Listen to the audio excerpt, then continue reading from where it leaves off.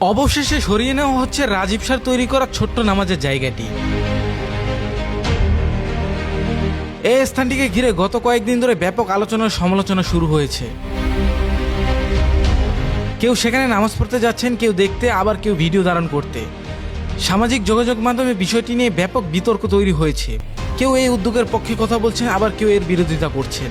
এদিকে রাজীব শাহর পরিচয় নিয়েও নানা ধরনের দাবি ছড়িয়ে পড়ছে। কেউ দাবি করছেন তিনি হিন্দু এবং ভারতের কলকাতা থেকে এসেছেন, আবার অন্যরা বলছে এসব তথ্যের সততা নেই। তাদের আবার দাবি রাজীব শাহ নেশার জীবন ছেড়ে ধর্মীয় জীবন ও ইবাদতের পথে ফিরে এসেছে। অনেকের মতে সোহরাওয়ার্দী উদ্যানের আশেপাশে একাধিক বড় মসজিদ থাকায় সেখানে নতুন করে এমন একটি নামাজের জায়গা নির্মাণের প্রয়োজন ছিল না। তবে সব বিতর্কের পর শেষ পর্যন্ত প্রশাসন ও স্থানীয়দের সিদ্ধান্ত অনুযায়ী রাজীব শাহকে ওই স্থান ছেড়ে দিতে বলা হয়েছে।